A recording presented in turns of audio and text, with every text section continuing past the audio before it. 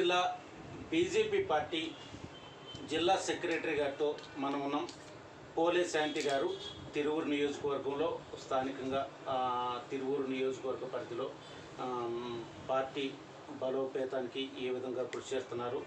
మరి జిల్లా పరిధిలో ఎన్టీఆర్ జిల్లా పరిధిలో పోలే శాంతి గారు సెక్రటరీ అయిన తర్వాత పార్టీ ఏ విధంగా ముందుకెళ్ళింది, మహిళా సంఘాలను ఏ విధంగా ముందుకు తీసుకెళ్తుంది, బీజేపీ పార్టీ ఏ విధంగా నియోజకవర్గ జిల్లా పరిధిలో ఉంది అనే విషయాన్ని కులంకషంగా కొన్ని విషయాలు అడిగి తెలుసుకునే ప్రయత్నం చేద్దాం. నమస్తే మేడం. నమస్తే మేడం, ఎలా ఉన్నారు? నియోజకవర్గ పరిధిలో బీజేపీ పార్టీ ఏ విధంగా ఉంది? గ్రౌండ్ లెవెల్కి వచ్చే వరకు నియోజకవర్గ పరిధిలో బీజేపీ పార్టీ ఎలా ఉంది? గతంలో కంటే కూడా ఇప్పుడు ఆఫ్టర్ అయోధ్య వల్ల బీజేపీ మాత్రము దేశంలోనే కాదండి, అన్ని అసెంబ్లీలో కూడా చాలా బలంగా ఉందని కూడా గట్టిగా చెప్తున్నాము.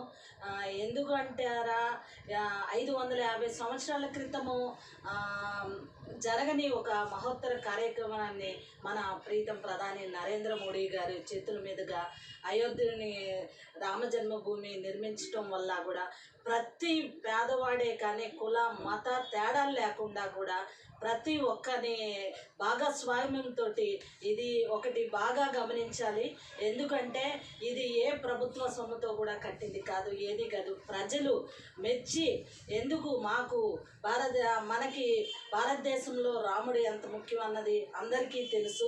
మన సంస్కృతి సాంప్రదాయాలకి నిలువెత్త నిదర్శనం అనేదే ఈ భారతదేశము. అదే విధంగా ప్రజలు మెచ్చి ఇచ్చిన మన అందరి భాగస్వామ్యం ఉందనే చెప్పేసి నిర్మించడం జరిగింది. ఆ విషయంలో కూడా మేము అన్ని పార్టీల కన్నా ముందున్నామనే కూడా గొప్పగా చెప్తున్నాను. ఇప్పుడు బీజేపీ పార్టీ వచ్చే వరకు మతతత్వ పార్టీనా రాజకీయ పార్టీనా అంటే ఏం చెప్తారు శాంతి గారు? రాజకీయ పార్టీ అని అంటే జాతి మత వర్గ భేదం ఏదీ లేదే బీజేపీ పార్టీ. మతతత్వం అని అంటే మతము అనేది ఒక ఇదితోనే ఉంటుంది. మతం అనేది ఎక్కడ కనిపిస్తుంది? భారతదేశము అని అంటే ఎలా ఉంది భారతదేశము? మన సంస్కృతి సాంప్రదాయాలు, ఎందుకంటే ఇతర దేశాలతో పోల్చుకుంటే అందరు ఈరోజు మన సంప్రదాయాన్ని మన కట్టు బొట్టుని అందరూ ఆదర్శంగా తీసుకుంటున్నారు అని అంటే దీని మతతత్వం అని అంటామా? అది అనుకోవటము. ఎందుకంటే గిట్టని వాళ్ళు, పార్టీలో ముందుకు రాని వాళ్ళు అలాంటి చేసే వాటికి మేము సమాధానం చెప్పాల్సిన అవసరం అయితే. శాంతి గారు రాజకీయాల్లోకి వచ్చి ఎన్ని సంవత్సరాలు అవుతుంది? నేను 10-12 సంవత్సరాలు అవుతుంది. నేను స్టార్టింగ్ నుంచి బీజేపీ అనండి, బీజేపీలోనే కూడా ఈ 12 సంవత్సరాలు కూడా నేను పనిచేయటం జరిగింది. నాకు ప్రతి ఒక్కటి ఇక్కడి నుంచి అసెంబ్లీ నుంచి స్టార్ట్ అయ్యి నేను జిల్లాలో ప్రతి ఒక్క పదవిని నాకు ఇచ్చిన కార్యక్రమాలను నేను అన్నిటి కూడా దానికి న్యాయం చేసుకుంటూ వచ్చాను. అదే భరోసాతోటి పార్టీ మా సేవల్ని గుర్తించి 2019లోనే నన్ను ఇక్కడ అభ్యర్థిగా ప్రకటించారు. 2019లో నేను ఇక్కడ పోటీ చేశాను. ఇప్పుడు ఉమ్మడిలో మాకు ఉమ్మని కూడా అడిగాము. ఉమ్మడి అభ్యర్థం వేరే పార్టీకి వెళ్ళటం వల్ల మేము వాళ్ళకి సపోర్ట్ చేయాల్సి వస్తుంది. శాంతి గారికి 2019 తిరువూరు నియోజకవర్గ అది ఎమ్మెల్యేగా మీకు టికెట్ ఇచ్చి మరి ఈ టైంలో టికెట్ ఇవ్వకపోవడాన్ని మీరు ఎలా సమర్థించుకుంటారు? సమర్థించుకోవటం అయితే ఏమీ లేదండి. మేము గట్టిగా మా వాయిస్ మాత్రం వినిపించాము. అధిష్టాన నిర్ణయం మేము శిరోధారం. ఎందుకు అని అంటారా, ఇప్పుడు పొత్తులో భాగంగా మాకు ఎన్ని సీట్లు ఇచ్చారో మీ అందరికీ తెలిసిన విషయమే. ఆ సీట్లు ఇదిసి అధిష్టానం మమ్మల్ని ఇక్కడ పోటీ చేయమనంటే మేము చేస్తాం, ఇంకొక దగ్గర చేయమంటే చేస్తాము. పార్టీ గైడ్ లైన్స్లో నడిచే కార్యకర్తలు. ఇప్పుడు పార్టీ గైడ్ లైన్ ప్రకారం టీడీపీ, జనసేన, బీజేపీ 3 ఉమ్మడి పార్టీలుగా ఎలక్షన్కు ముందుకెళ్తున్నాయి. ఈ పరిస్థితుల్లో తిరువూరు నియోజకవర్గంలో బీజేపీ ఏ విధంగా కలిసి ప్రయాణం చేస్తుంది ఈ 2 పార్టీలతో? మాకు నిన్న మొన్నటి దాకే మాకు ఇంకా అభ్యర్థుల ప్రకటన కూడా రాలేదు. ఈరోజు ప్రకటన వస్తుంది. మాకు జిల్లా సమన్వయ కమిటీ అనేసి 2 రోజుల క్రితం సమన్వయ కమిటీగా మమ్మల్ని నియమించారు. సమన్వయ కమిటీ ఇప్పుడు ఉన్న స్థానిక తెలుగుదేశం అభ్యర్థితో కలిసి మేము సమన్వయంతో కలిసి పనిచేయడానికి మేము ఇప్పుడు సముఖంగా ఈ తిరువూరు నియోజకవర్గంలో కొలుకుపూడి టీడీపీ పార్టీ తరఫున అభ్యర్థిగా ఉన్నాడు. మరి జిల్లా సెక్రటరీగా మీరున్నారు. మిమ్మల్ని ఆహ్వానించడానికి ఎన్నికల ప్రచారంలో ఆహ్వానించడం ఎప్పుడన్నా జరిగిందా? అంటే ఏం చెప్తారు శాంతి గారు? లేదండి, ఎంతవరకు అయితే జరగలేదు. కంపల్సరీగా ఇక్కడున్న తెలుగుదేశం అభ్యర్థి మమ్మల్ని అప్రూవ్ చేయి, మేము వాళ్ళని అప్రూవ్ చేయి మాత్రం పార్టీ గైడ్లైన్స్తో కలిసి కుటుంబంగా ఇక్కడ 3 పార్టీలు కలిసి పనిచేసి ఇక్కడ గెలిపే దిశగా పనిచేయాలనే ఉద్దేశం కూడా మా అందరిలో కూడా గట్టిగా ఉంది. ఉమ్మడిలో ఇక్కడ మాకు వచ్చింది, మేము పార్టీ క్రమశిక్షణ సిద్ధాంతాలకి కట్టుబడి ఉన్న బీజేపీ నుంచి ఉన్న వాళ్ళం కాబట్టి పార్టీ గైడ్లైన్స్ తోటి మేము వాళ్ళతో కలిసి పనిచేయడానికి మాకే ఎలాంటి అభ్యంతరం లేదు. బీజేపీ పార్టీ మొదటి నుంచి కూడా మేడం గ్రౌండ్ లెవెల్లో వార్డు లెవెల్ నుంచి కూడా కమిటీలు వేసుకుంటూ వచ్చింది.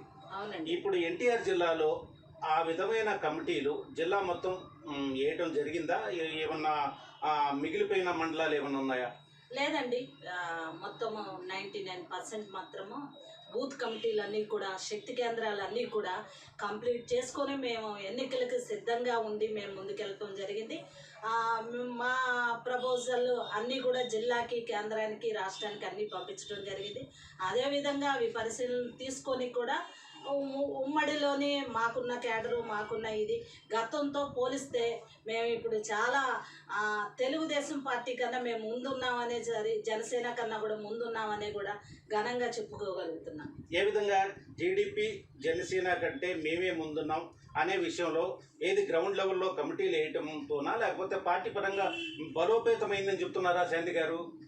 ఎందుకంటే ఈరోజు ఇప్పుడు గత ప్రభుత్వాలే కానీ ఈ ప్రభుత్వం ఉన్న ప్రభుత్వం కూడా ఈరోజు కేంద్ర ప్రభుత్వం ఇచ్చిన పథకాలే పేర్లు మార్చుకొని ఈరోజు జనాలకి ఇచ్చిన పథకాలన్నీ కూడా నవరత్నాలే కానీ ఏ రత్నాలైనా కూడా సెంట్రల్ గవర్నమెంట్ ఇచ్చేయండి.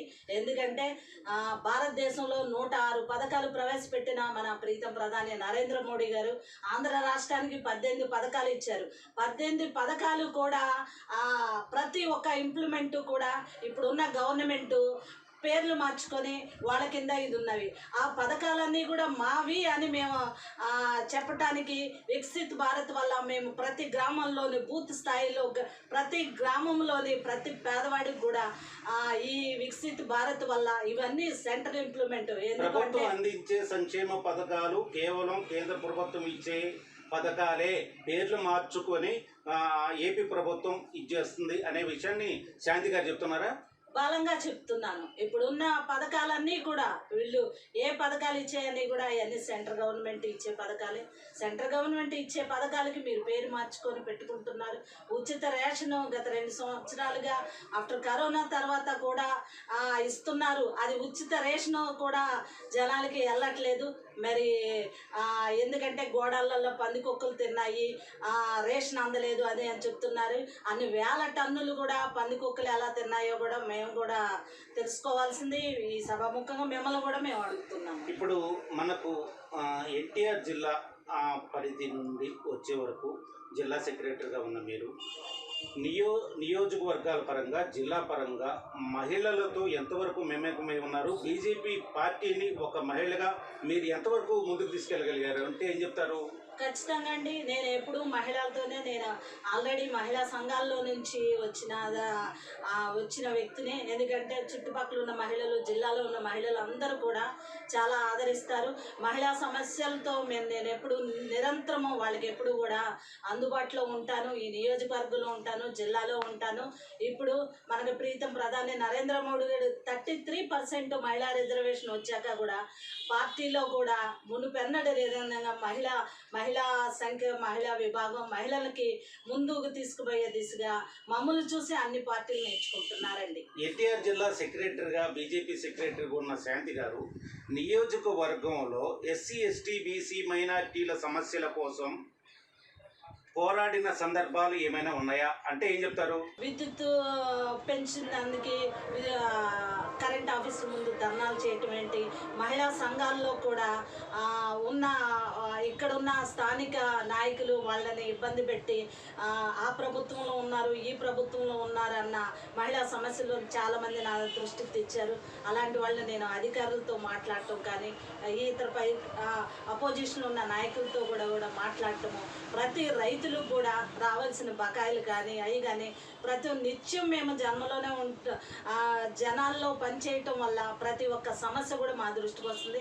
ప్రతి ఒక్క సమస్యను కూడా మేము వాళ్ళని తీర్చే దిశగా కాదు, ఖచ్చితంగా తీర్చి వాళ్ళకి ప్రతి ఒక్క పని చేశానని నేను ఈ సభాముఖంగా మీకు గట్టిగా నియోజకవర్గంలోనే ఉన్న శాంతి గారు నియోజకవర్గంలో అనేక సమస్యలు, ఫ్లోరైడ్ సమస్య కావచ్చు, వాటర్ సమస్య కావచ్చు, మున్సిపల్ సమస్య కావచ్చు, అన్ని సమస్యలు ఉన్న ఈ నియోజకవర్గంలో శాంతి గారు అధికారుల్ని ప్రశ్నించిన సందర్భాలు లేవు అనే విషయాన్ని కొంతమంది నియోజకవర్గ ప్రజలు అంటున్నారు. దీనికి మీ సమాధానం? అధికారుల్ని కంపల్సరీ, ఎందుకంటే ఆపోజిషన్లో ఉన్న ఏ పార్టీలో ఉన్నాను వాళ్ళని గట్టిగా ఎదిరించి బెదిరించాల్సిన అవసరం లేదండి. మేము అధికారం ఉన్న గవర్నమెంట్, సెంట్రల్ గవర్నమెంట్ స్కీములు ఇంప్లిమెంట్ అవుతున్నాయి. మేము ప్రతి ఒక్కటి సార్ ఇది ఎందుకు రాలేదు ఏంటి దీన్ని మాత్రం చెయ్యండి అని చెప్పి పని చేయించడమే తప్ప ప్రశ్నించాల్సిన అవసరము ఎదిరించాల్సిన అవసరం అయితే లేదు.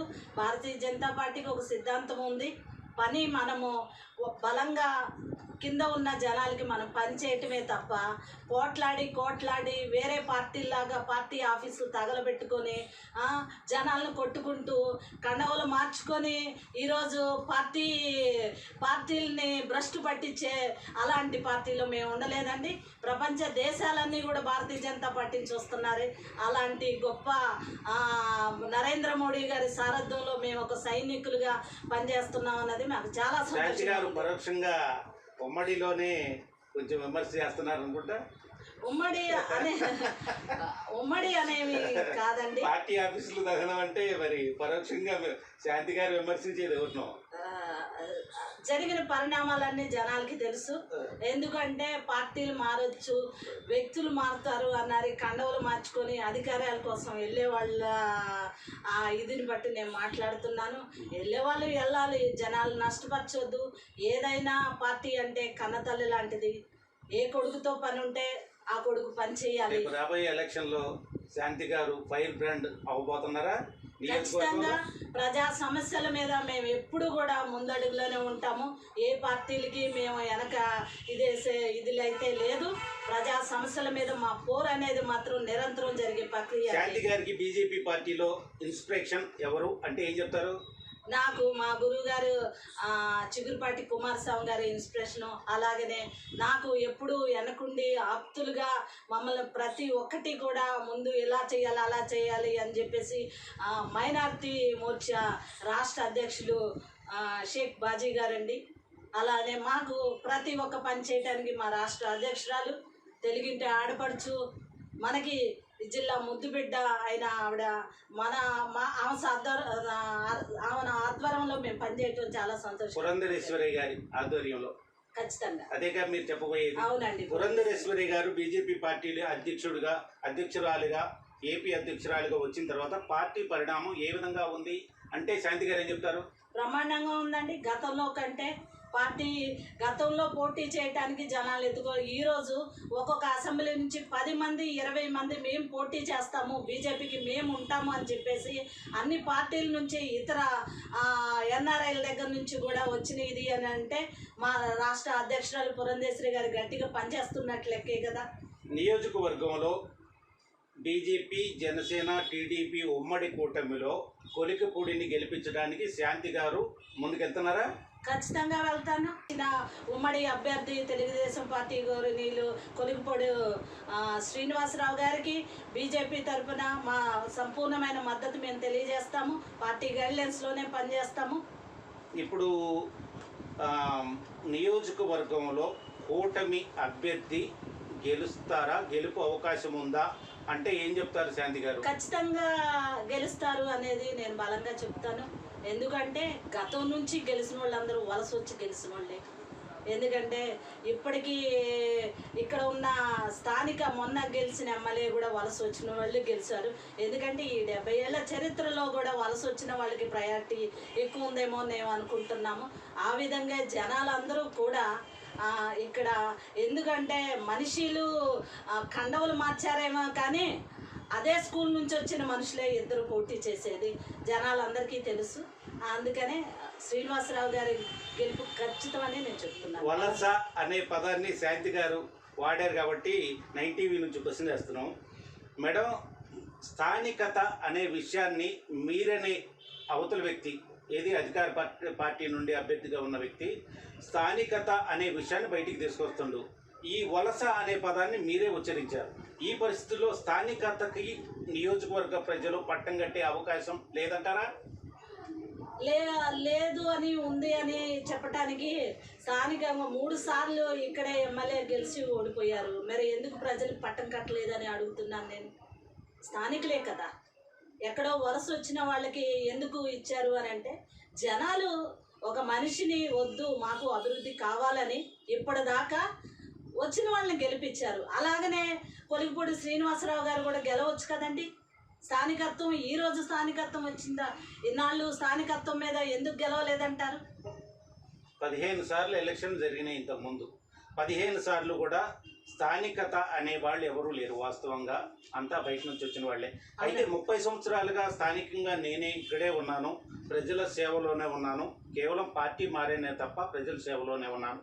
స్థానికుణ్ణి అనే విషయాన్ని అధికార పార్టీ అభ్యర్థి అంటుండు. దీన్ని మీరేమంటారు?